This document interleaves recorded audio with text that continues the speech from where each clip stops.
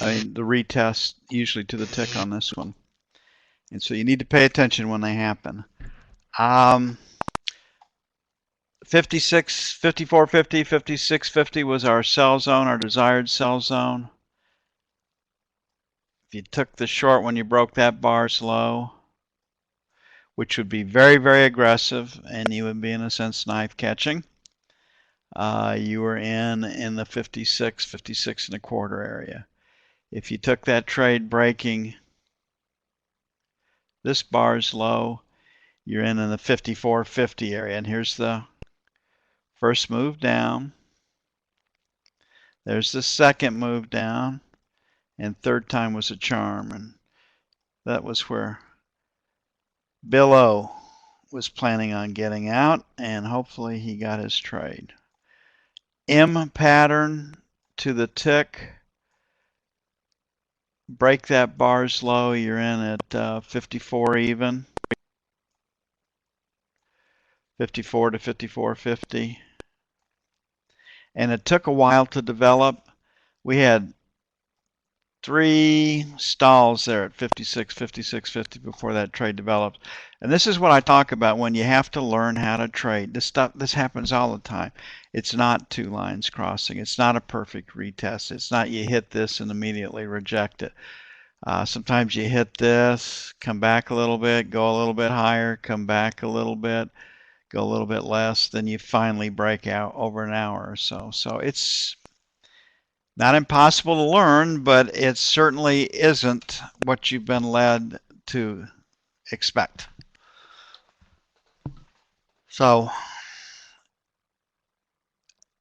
trading, if you work at it, is extremely profitable. No overhead to speak of. Don't hire people.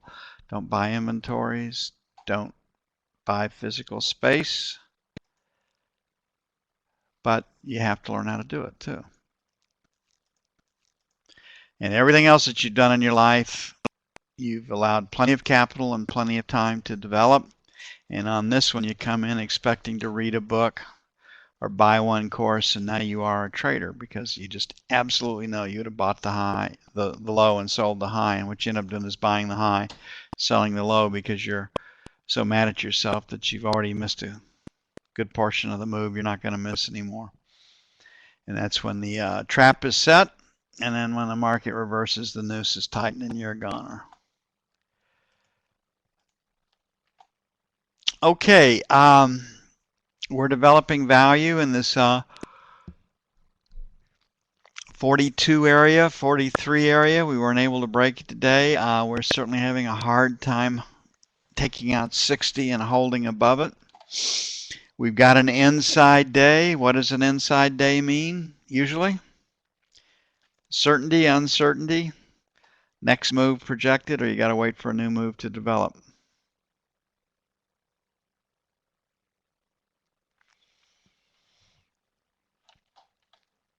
You mean the bars that are half red and half blue, Richard? Or our cumulative volume, what I call our new F6 chart?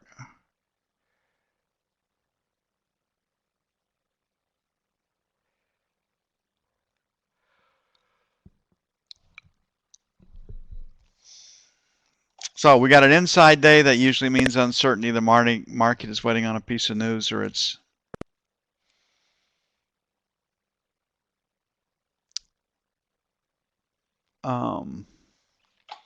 waiting for the next move to set up. Well, I like the to me we might be talking about the same thing, but I really like to see when I put on a trade that flow of volume into the market with my trade. And the way that chart is designed to work is to show you the depending on the filter you use, just who is entering the market and entering it on size. And if you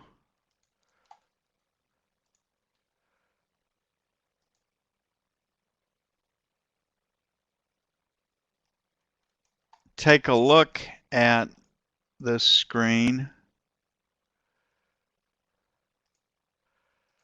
I think in a sense it's the right, we're on the same page, but what I like is this market levels out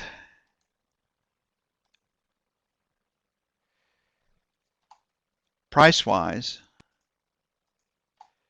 in this area. And you can see that from this point on, the 50 lot trader starts to sell, and then when the price breaks hard right here on this bar, you can see that the 50 lot seller trader is even selling even more. And obviously you pick that up here too. So yeah, I really like this chart. It's visually, actually it's better for my eye than our pane number 3 on our F4 screen. And in our version 7, we'll add our value area high, value area low, and our mode and our mean information in this chart. And we'll see if that helps. Don't want it to get too busy, but we'll see if that can make a difference. Okay, looking at the F2 screen on the E-mini, higher, lower, sideways. We've got an inside day on the F1.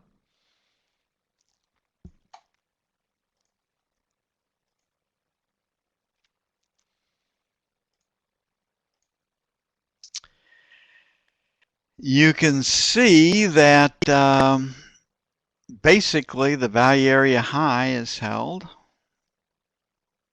and the value area low is held, and here we find ourselves right back into the middle of the range. So this market is setting up, awaiting its next move. There's all sorts of articles out. The super committee of 12 doesn't come to a decision. Might set up the next financial meltdown in the United States. Europe doesn't come to a decision. Might set up the next financial meltdown in the Europe that spills into the United States. I mean, there's all sorts of stuff going on.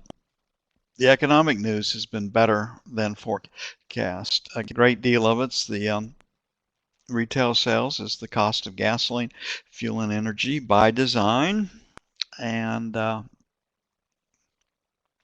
so a lot of cross currents going on right now. The hope now is that the United States doesn't experience a recession that Europe supposedly is going to get. So what it does for us is it increases the volatility and gives us more opportunities to trade. Now, if we take Pete Stettlemeyer's volume strips and Charlie's nodes, volume nodes, most recent in the market's memory, most recent in the market's memory. As we move out of these areas, we've got that concavity of volume, and the market slows down when it gets there. Number 2 trading is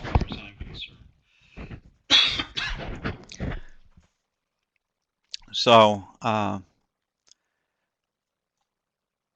glad Pete's finally caught up. Peter said that his students would take the ideas or concepts forward.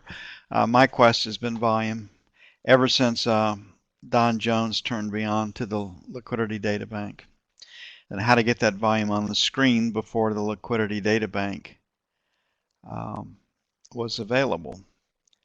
And we always had volume since 1992, the software that I developed for myself based on price changes after or number of trades at a level.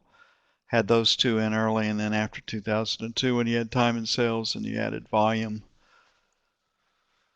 trades at a price, etc., and then eventually it was just volume. So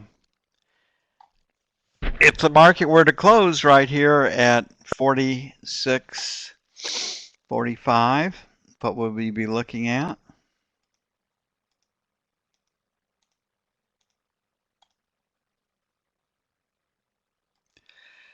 That move out of the middle once again. There we sit. So we're looking for something to come out of this 43 area.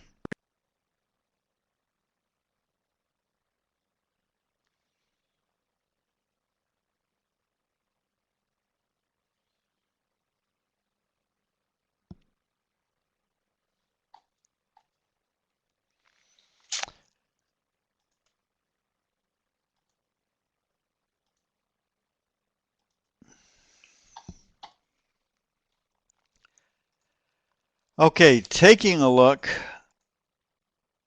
at our F1 screen on the note.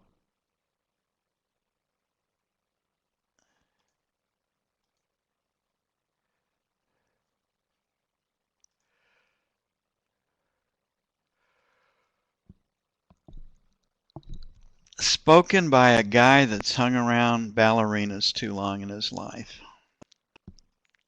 That's a beautiful analogy, though, Michael.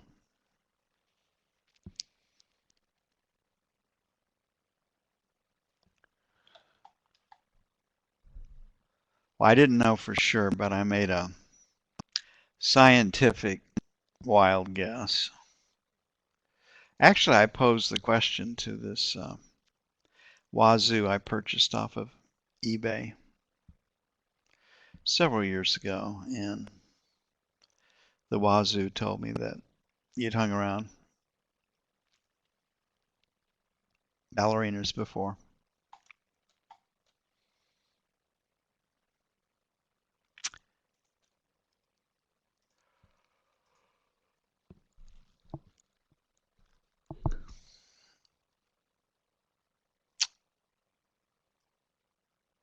There's our 4/5 letter ledge.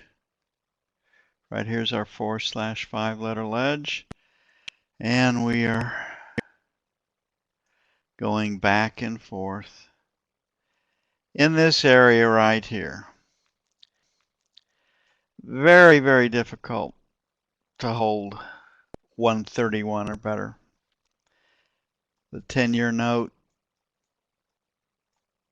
less than 2% now. Well, that's the reality. And again, I think that it takes news, and we probably won't stay above it for long, but out of the EU or our stock market to drive us into this area and then have us stay here for a little bit.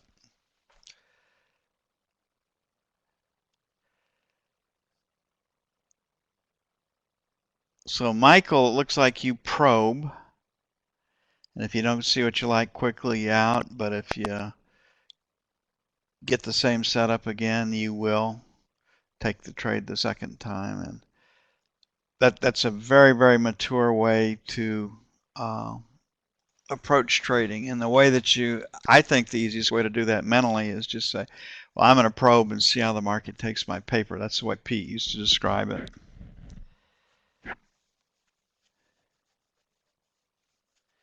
So right here, we're sideways. It's an inside day. We're waiting on a new piece of news. What type of news do we have tomorrow? Jobless claims forecast at 398. Housing starts at 604.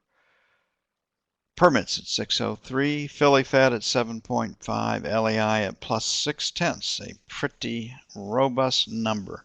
So the focus will be jobless claims, housing starts, and permits. Starts could actually be higher than permits because of the weather. Get something coming out of the ground, get that foundation poured before the cold weather really sets in. Philly Fed, New York Empire Index went from minus 8.4 to plus 0.6, I believe. So Philly Fed is back in positive territory, and I don't think anybody pays a lot of attention to leading economic indicators. Interest rates are a big portion of the LEI.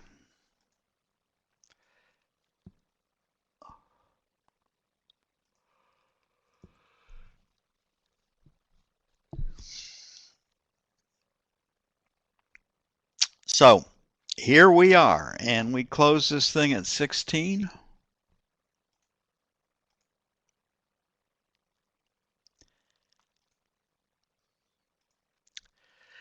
So here's our close at 16. There's my market number at 20, 24, 28 in the buck. Here's a market number at 12, a market number at 8, a market number at 4 in the buck. And what can I find that might be close to these numbers? Well, right here at this first one at 20 to 21, I've got a high, so that's 1. Right here at 24, the market number I come in, I've got a 24, 25. That's 2. Right here at 28, I've got a high of 27. That's 3. Then I've got a low volume number at 01. So that is 4. Anybody not know where these numbers came from?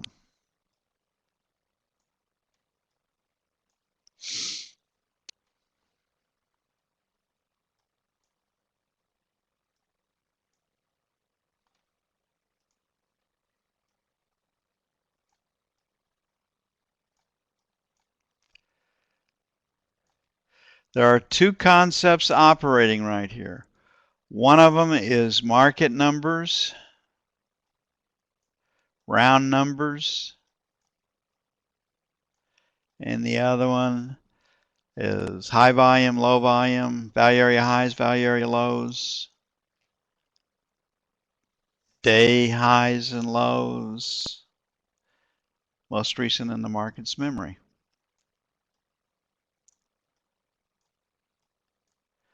So I am cognizant of those pivot points and those last rotates up, and then I meld them in with the market numbers, and it's off to the races. So for those of you that are having trouble with this concept, is it the market numbers that drive you crazy, or is it the sorting through long-term distributions, high volume, low volume numbers, most recent value area highs or lows, modes, means, etc.? What is it that drives that hurts you or stops you in this way of thinking? Okay, 12. Where is 12? All right, here we've got a K period low, so there's 1. 2. Got a high volume number at 3. Do I have anything over here? I got this YZ at 3.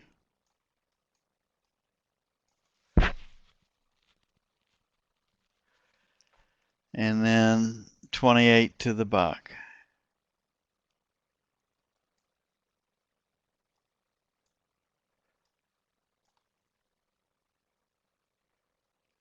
There's 30. There's a single print, so the Y period low right here.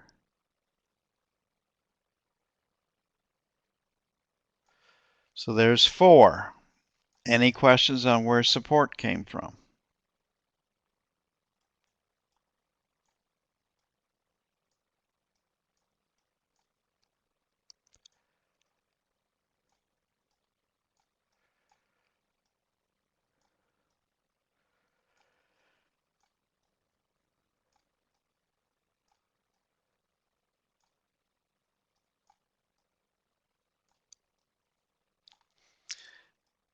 Sell failure.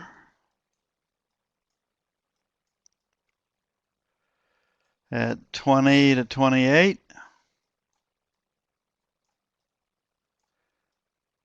Assuming an E-mini that's headed lower.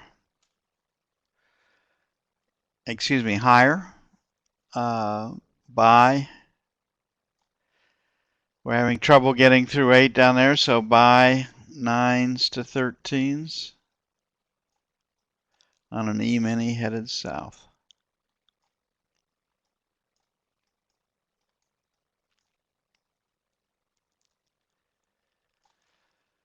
There you have it.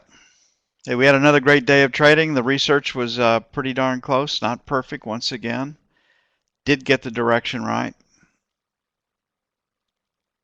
And we might be getting our test of the 12, 32, 35 area here. I don't know if there's any news that hit the tape late, other than Occupy Wall Street has promised a Molotov cocktail parts of New York City because they've been kicked out of that park, whichever park they were in. You know, if you want to take a look at the left and what their ideas bring, take a look at Occupy Wall Street. I went out and held signs against them here in Wichita at the Koch building of all places. And the Kochs have been getting vilified by they're the boogeyman. And professional organizers from unions, lots of kids, lots of anger, lots of noise. But I love it. What comes from this group? Well, they got ringworm in Portland. They've got several people that have been killed. Lots of rapes, lots of theft,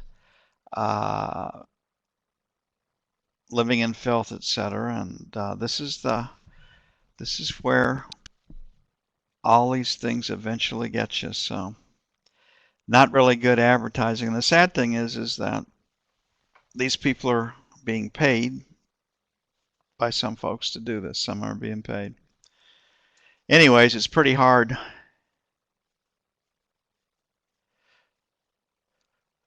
Kelly, you know, when I was out there talking to some of the people about Kansas, there were several things that they said that I agreed with. Sam Brownback's government in the state capital of Topeka had adopted some policies that I was really against. They also had signs, you know, stop the IRS, stop spending. I was definitely for that, for those ideas too. So if we could have had a conversation without the yelling, there's probably quite a few areas that we could have actually touched upon. But that couldn't overcome the fact that they were being used and dupes for out there attacking a straw man, not the arguments. So, yeah, we had an Occupy Wichita. And there was about 70 of them, maybe 60 to 70 of them, and they were attacking those evil Koch brothers who have the audacity to speak out, and just like Ron Paul does, for more liberty and free enterprise and less regulation. Ron Paul has a lot of fabulous ideas economically, and he'd probably make a pretty good Secretary of the Treasury. But the big fallacy in a libertarian argument comes to foreign policy, and there are people out there that will attack you when they see an opening if you have something they want, whether you have anything to say about it or not. And it's called the thug. And you have to protect yourself from thugs. I'm not saying you have to protect yourself from every thug in the world, but they have to know if they're going to tie it up, you're going to get there. So anyway, there's news or rumors out in New York City that New York's going to be firebombed tomorrow. And I mean, I don't know if there was a news article or something hit the tape to make this kind of selling. So I would guess there's probably a piece of news on Europe or something that has taken us this deep.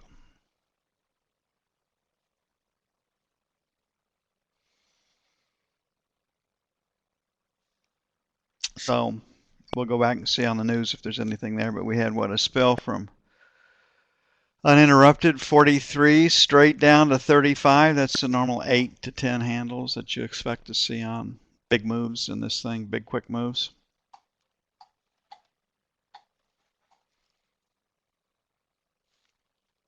See y'all tomorrow at 0700 hours Central Time. We actually had snow flurries this afternoon in Wichita, so perhaps we do get that killing frost tonight. Later.